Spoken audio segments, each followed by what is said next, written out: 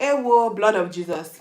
I've not even been audible since. Oh Jehovah, no wonder people have been popping in and out of this live. Hell, Chineke, can everybody hear me now? Thank you, mommy, for the heads up. I spent a good 8 minutes talking on the live and I haven't been audible since. Jehovah. So basically, what I was saying was that we're gonna go back up to the top now. Jesu Tony Laimi says, hello everyone. How are you? Now, I wanted to tell you guys, give you guys a little bit of an update about Tony's skin because when Tony was born, he had baby acne, and I actually mentioned the baby acne on my one of my videos, and you guys were like, oh, it was gonna clear. Turns out that that baby acne that I thought he had was actually a reaction to Aveeno Baby, which is the oatmeal version of the Aveeno Baby. And then we decided to stop all the products that he was using and change all of them, and then I changed to Dove. And look, the baby acne is getting better.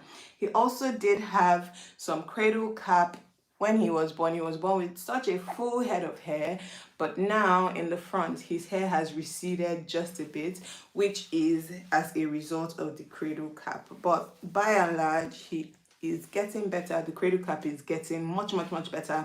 So we have decided to start using coconut oil and olive oil to moisturize his skin to try and combat the cradle cap and the skin reaction, aside the fact that we've obviously stopped all the skincare products from Aveeno that he was using. That's what I said in the beginning part.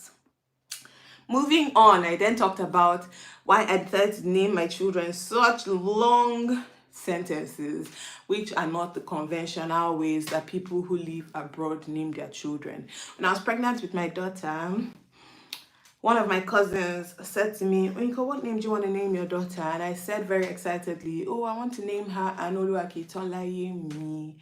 But then she said, wow, that's such a long name.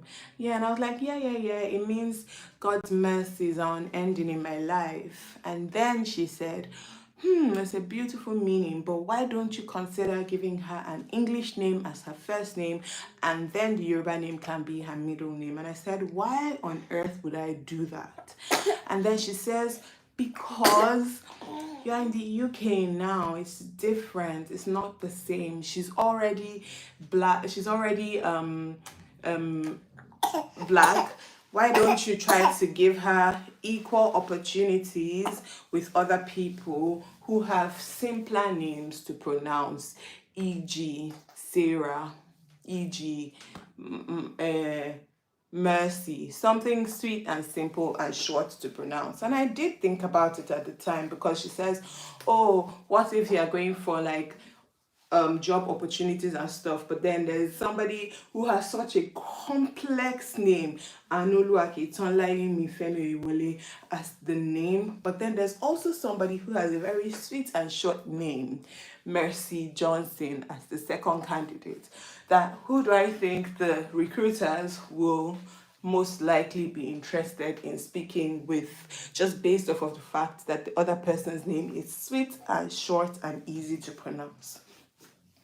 And to be fair, I did think about it, and I actually considered not naming my daughter Anoluaki Tonlaimi, and I wanted to name her Tiara Olua, because Tiara Olua is a very common name now, that people who want to name their children Yoruba names will want an English version of that name now name their children, because Tiara Olua can also double as Tiara, which is an English word. Tonisco, why is it that every time I come on my live is when you want to start complaining? Why?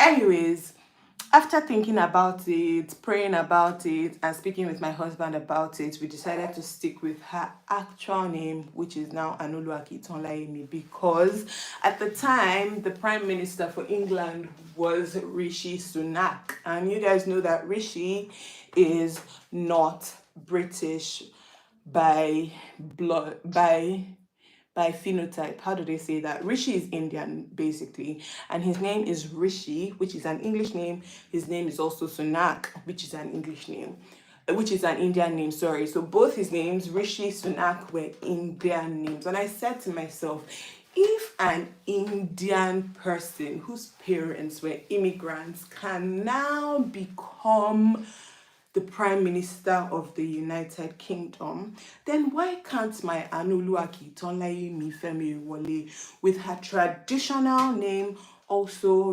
rise to the highest possible place that there is to rise to? I don't believe that name at a certain level will be enough to disqualify you if you are genuinely qualified for that position. So those were the things that I thought to myself at the time. Those were the things that my husband also said to me at the time that made me decide we're going to name her Anoluaki Tonlayemi Femi Wole, because I want her to have a very, very traditional name, so that anybody who hears that name, Anoluaki Tonlayemi, knows without even thinking that this person is an ethnic person with an origin in Nigeria, specifically Yoruba land. That is why I didn't want any mistakes. I did not want anybody to think, oh, are you Jamaican? Oh, are you from St. Kitts and Nevis? No, I wanted everybody to know without even thinking, this is a Yoruba Nigerian girl. And also, because I wanted everybody to know that this was a Yoruba Nigerian girl, I was thinking also of naming her Segilola or something really, really, traditional, Okikiola, something like that was what I thought to myself too at the time. But we decided to go with a full sentence as a name, Anoluaki Tonlayemi, because we wanted to preserve that identity as Nigerians. It's bad enough that as a Nigerian, you're having to run to abroad countries for a better life. Worse still would be now losing your identity in that process because you want to fit in. Because, and I'm sorry, I'm just trying to adjust this because I understand. But no matter how many times you give your children English names, no matter how many times you say, oh, I want my child to blend in and fit in, first things first, and by basic principles, is the fact that your child is a Black person with an African surname. Except, of course, you decide to change your surname, and then maybe your surname was Okonkwo, so you decided to change your surname and call your surname Davis instead, so that maybe now your child can now be Joseph Davis. Maybe in that way you can give them a somewhat clean slate. But then again, let's not forget that your child is dark-skinned. And we have all come to the realization that being dark-skinned is the first thing that many people see, even before they see your name or your gender or whatever. They just see a dark-skinned person. So then what will you now do? Will you now say, oh, child of mine, we are going to bleach you, or we're going to do plastic surgery, we're going to inject you with glutathione so that you can become paler skinned and so that you can fit in, so that you can have equal opportunities? Is that what we're going to do then? So those were the things that came to my mind at the time, and I thought to myself, okay, instead of trying to just name this person an English name, and of course she does have an English name, because let's be real, we live in England, we speak English. It would be nice for her to have an English name. After all, I've got friends who are Igbo, who grew up in Yoruba land and now have Yoruba names. So I'm not against having a name of the region where you are currently living in, or the region where you're born or whatever. That's not the bone of contention. I'm not against it. But then deciding to throw your whole identity away because you want to fit in, or potentially fit in, because let's be real, there's no real guarantee that you're going to fit in. Because even if now everybody says, oh no, I'm British, oh no, I'm American, oh no, I'm this. When you're filling in forms, when you come abroad and you're filling in forms, you realize that even on the forms, There's Black British, White British, Irish British, Asian British, India. The British is very, very characterized so that you will remember everybody has roots, and the roots, everybody knows where their roots are. That is also why when a Nigerian does something silly, let's say there's a Nigerian that goes about stabbing people, but he's already American because obviously he was born in America. So he doesn't really even know Nigeria in the first place. But when the news is reporting it, what they report it as? Nigerian born, but Nigerian, somehow that Nigerian must always find a way into that equation.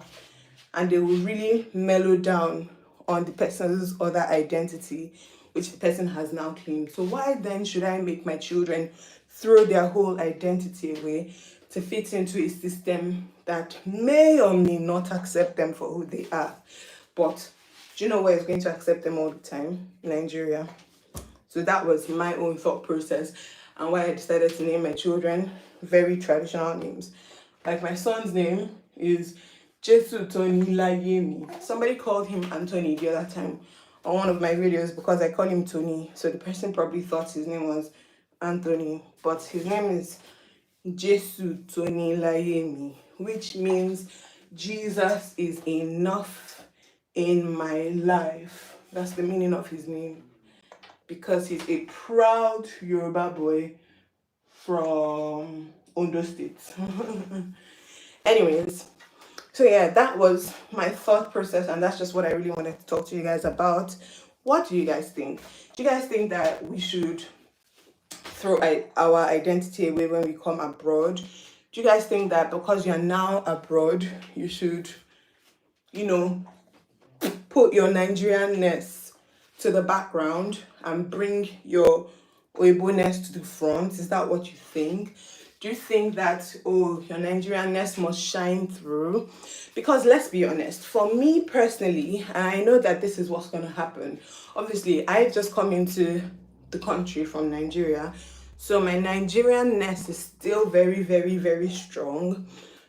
And I'm going to try to imprint that Nigerianness onto my children as much as possible, vis-a-vis teaching them the language, them eating the local food as much as possible, also them visiting home in Nigeria and interacting with the country as much as possible. But no matter how hard I try to imprint the Nigerianness into them, it will never be to the same degree that Nigeria is imprinted in me, just based off of the fact that imprinting is only done at home and not in their immediate surrounding. So that also means that because the Nigerianness will be diluted by the time it gets to them, they also will not be able to imprint Nigeria as much to their own children. And by default, that Nigerianness will continue to get diluted more and more down the line as we go. So why then should I give my child an English name so that the Nigerianness will even be diluted a bit more, even without, I'm helping the Nigerianness to be diluted from the get-go. You get me? So that was another thing. But obviously, this is just my thought process, and I really want to know what you guys think. So please let me know your thoughts down in the comment section. Tony wants to sleep. That's why I'm doing this live and dancing with him on my shoulder, because he's not going to let me sit down. I started the live with sitting down and he was complaining. So we're now dancing all around. I'm just going to look through. Okay, so I'm glad that you can hear me. Thank you, Mommy, for alerting me. Anil Gotnam, super. Thank you. Oh, yeah, guys, please don't forget to like this video, share it with everyone who cares to watch it, give it a big thumbs up, all that good stuff. It really does help the channel do better. And I know that I said I'll be going live every Saturday, but honestly, for the past couple weeks, I've not been with it. And I actually almost forgot that I was supposed to go live today. But then I just randomly remembered, which is why I'm not dressed for the occasion. And that's why I decided to come on live like this. Because if I decided to go and, get dressed and look fancy, I would have procrastinated, and I didn't want that to happen. But please let me know your thoughts down in the comment section of this video.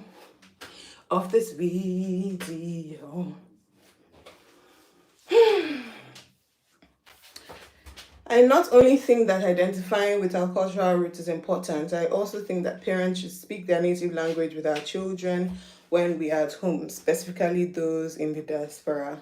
I agree. Do you know something? This reminds me of a story that someone told me. So there's a Yoruba girl called Adenike. She was in nursery and her mom went to pick her up from school. And while her mommy was calling her name in the nursery, because obviously when you go to pick your children up, you have to, So then she goes to the nursery and she says, "Oh, I'm looking for Adenike." Because she did not want to pronounce the name Adenike like it should be pronounced. She wanted to funkify the name, and then she called it Adenike so that it can sound a bit more palatable to the Oyibo people's ears. And then there was another Nigerian woman beside her who then said, "Why are you calling your daughter Adenike? Is her name not Adenike?" And then she says, "Yes, it's Adenike, but I just want it to be easier for these Oyibo people to pronounce." And then the woman said that she reprimanded her and told her, "Be proud of it. If anybody can pronounce Arnold Schwarzenegger, surely they can pronounce Adenike. All they have to do is learn it. It's not that difficult. Adenike, 4 syllables. Surely they can learn it. And it's pretty simple. There are no consonant clusters. It should be easy to teach." Which is something that I also have to tell myself, because at work, my colleagues call me Femi, which is the prefix of my name. And the reason I decided to tell them that my name was Femi was because I thought my name is Oinkon. When they introduce me, when I introduce myself to them and I say my name is Oinko, I'm definitely gonna hear, "Sorry, could you say that again? Could you say that again?" And I thought to myself, do I want to spend at least a full minute introducing myself and teaching people how to pronounce my name? Or do I just tell them that my name is Femi? Because after all, that's the prefix of my surname. It's easy to pronounce and nobody can mispronounce Femi. But then one of my consultants at work now said, "Why do you tell people your name is Femi?" Because she noticed that Femi is actually my surname and she saw my first name, Oinkosola, and she said, "How do you pronounce Oinkosola?" And then I pronounced it for her. And she said, "Why do you tell people your name is Femi then?" And then I explained this to her. But she is Indian and she has a very Indian name as well. And she said, "No, don't do that. Next time, tell people what your name is and teach them how to pronounce your name if you have to. It is your name. You should be proud of it. You shouldn't have to be bending over backwards for anybody to learn how to pronounce your name, or you shouldn't have to be, modifying your name. Surely they can pronounce it. What do you go by?" I told her Oyinkon, 3 syllables. Surely it's not that difficult. And moving forward, I will no longer be calling you Femi. I will be calling you Oyinkon. And so she started calling me Oyinkon, and a few other sprinkle of my consultants started calling me Oyinkon as well. So that's how that went. And really, that solidified me wanting to name my children traditional names as well, because I thought to myself, instead of trying to make yourself small because you don't want to occupy too much space, if it's 1 minute that it's going to take to teach them how to pronounce your name, then take that 1 minute and teach them. It's not a big deal. After all, you're going to teach them once, twice. If they get it wrong, don't ask that again. Insist that they get your name correctly. And after a while, they'll get it correctly. Because everybody has brains and everybody can learn. So that was another thing. I'm gonna go through the comments now. So let's go. Can we sit down? Do you think we can sit down now? Yes or no? Shall we sit it? Okay. I'm so tired. I'm tired of dancing all around. Sorry. I'm just trying to adjust this again. Fine, we're adjusted. Okay, so your children have beautiful names. Thank you. Your baby boy is so cute. Oh, my ovaries. Toniska, they say you're cute. Toniska, you're making somebody's ovaries go. Oh, ovaries, ovaries, ovaries, ovaries. Thank you very much. Thank you. Don't mind my sister. When he was born, my sister said he was ugly. I must tell everybody this story. She said, why is his face looking squeezed? I told her, because he has just been pushed out from a very tiny hole. If you were pushed out from a tiny hole, your face will also look squeezed. Give him a few days for his face to marinate. Give him a few weeks for his face to marinate. And look at him now. Every time she will say, oh, Tony is so cute. Tony is so cute. But I've told her that I will tell him when he's grown up too, that his auntie said once upon a time that he was ugly. Do you forgive her? Anyways, if you can learn to pronounce Michelangelo, Schwarzenegger, etc., we can learn to pronounce names from other cultures. 100%. And you know what's funny is I find that it is only African people who feel the need to name themselves other things that are not their names. Because I've got colleagues from other parts of the world who answer their native names with pride. So why do we as Africans feel the need to make ourselves smaller because we don't want to occupy too much space? Because thinking about it logically, first of all, in Nigeria, our native language, our lingua franca, is English. That it just sounds ridiculous when I think about it loud. The fact that our lingua franca is English. And do you know what's even more ridiculous? The fact that you now have to prove that you can speak English when you're going abroad to other countries that speak English, by the way. Countries that colonized you, you still have to prove to them that you can speak English. Meanwhile, they've already taken away that identity by making English your lingua franca. But somehow, that's still not good enough. You still have to prove that you can speak English. I find that quite interesting. Also, another thing I find quite interesting is the fact that we will now still be shying away from our local languages and teaching our children how to speak our local languages because we don't want it to affect our accent. But at the end of the day, your accent is still a Nigerian accent. Even if you sound like a polished Nigerian, you still sound like a Nigerian. So why are you making yourself small? You know, I mean, those are just my thoughts. And it's funny because some people genuinely don't want their children to identify as Nigerians. They would prefer to minimize that Nigerian identity and name their children something like David Bruce. Even change their surname if they have to, And I find it quite interesting.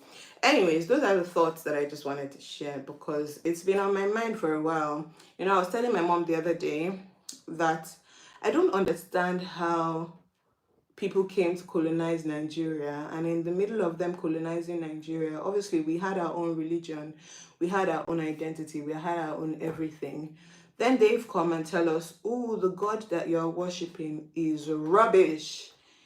Throw your God away and worship my own God. And we too threw our own gods away and decided to embrace Christianity and Islam as the superior religions to what we were practicing at the time. Now, obviously, I'm Christian. I don't have anything against Christianity. It's just a thought process that went through my mind. Like, why do we as Africans embrace everything else to being superior to what we have on our own? Because African countries were not the only ones that were colonized, India was colonized, China was colonized, but do you know what happened? Neither of them adopted westernization fully. In India, they still practice their Buddhism, they still practice all their religions, they still speak Hindu. English is not their lingua franca, and they were also colonized by the British. So, why did we as Nigerians throw away our lingua franca to embrace English? Why did we also throw away our religion to embrace Christianity and Islam? I don't understand it. I really don't. I really don't understand it. Anyways, I'm from a minor tribe in the Abuja, Nigeria called Bagi. People find it hard to pronounce my native name sometimes, but I don't mind. I still teach them how to pronounce it till they get it. Honestly, that's the way to go, and that's what I've decided to do moving forward. I know that my name is, or might be a little bit difficult to pronounce if you're not Yoruba or Inkosola. It might be a bit difficult, but moving forward, and I've just decided that that's what it's going to be. I'm going to teach you. It's not that difficult. Oinkon is literally 3 syllables. Oinkon, O-in-kon, kon, kon, kon. That's the part that they may find a bit difficult, but just pronounce it as K-O, kon, instead of K-A-N, really, and you'll be fine. It's not that difficult. So that is the conscious decision that I've made, and that's what I'm going to do moving forward. I'll teach them. If it means spending a minute to teach them, I will. If it means writing it down for them, I will. But one thing I'm not going to do is minimize myself or take up a little less space so that anybody else can feel comfortable. So those are my 2 cents on this, and that is what I really wanted to share. Do you guys have anything that you wanted to chip in before we end this live? I just wanted this live to be really sweet and short, straight to the point, no long talking. I really do apologize for the first couple of minutes of me being on this live. My audio wasn't there. I was just yapping on and on for almost 8 minutes in the beginning of the live. And I noticed that people were popping in and popping out, but I thought, maybe nobody's interested because I didn't announce the live. But thank you to my mommy for letting me know that my audio wasn't actually on and I was literally just yapping on and on. I was on mute. But now that everybody can hear me, I'm really glad to, have had this conversation with you. Not only Nigerians, it's an African thing. Honestly, I 100% agree. I 100% agree. Because even I find that people from North Africa as well would rather identify as Arabs than identify as Africans. I don't know why Africans would choose to identify as anything else but Africans. I don't really get it. Because, and I think about it, no matter how long an American has lived in any other part of the world, they do not denounce their Americanness for the most part to embrace any other culture. They wouldn't call themselves American British. They wouldn't do that. They wouldn't call themselves American Swiss. I don't know.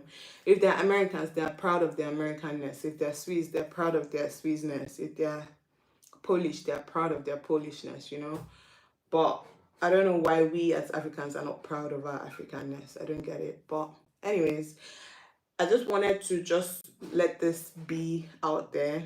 Don't be ashamed to be African. Don't be ashamed to be Nigerian. Let everybody know your Nigerianness. This is unrelated, but would you at any point consider relocating back to Nigeria? 100%. 100% without even thinking. Yes, that's the answer. And to be fair, I do have, a mood board, a vision board. Is that what it's called? A vision board, yes. Where I have plans for my life, all things being equal by God's grace. Where at so point in my life, I want to pack my jigida and go back home to Nigeria, because I don't think I want to be part of those people that go abroad and just never return. Which is why also part of my plans, God willing, is that as a family, and this is a conversation that obviously my husband and I have had as well, but as a family, we would endeavor to inculcate Nigerianness into our children as much as possible, vis-a-vis interacting with their grandparents as much as possible, visiting home as much as possible, so that when we decide to go back to Nigeria, it will not be, oh, why do you hate me? Why are you punishing me and sending me back to Africa? Because I don't know. That's how children think about it when you say, oh, we're going back home. Then they say, why you want to send me back to Africa? But yeah, that's that about that. Anyways, guys, do you have any questions? Because I don't want this live to be longer than 40 minutes. That was what I initially thought when I was coming on live. Like, we're going to spend about 30 to 40 minutes, and it's almost 40 minutes. So if you have any questions, please let me know so that we can answer it in the few minutes remaining. But other than that, thank you guys so much for joining me on this live. I really do appreciate you. You guys are awesome. Again, and I know I've said it many times before, but our live videos are going to be every Saturday at 6 p.m. If you guys are not busy, I would love for you guys to join me. We'll talk about whatever we want to talk about, bond and be happy. Thank you guys so much for watching. I really do appreciate you guys. And I'll see you guys in the next live. Bye. Bye-bye.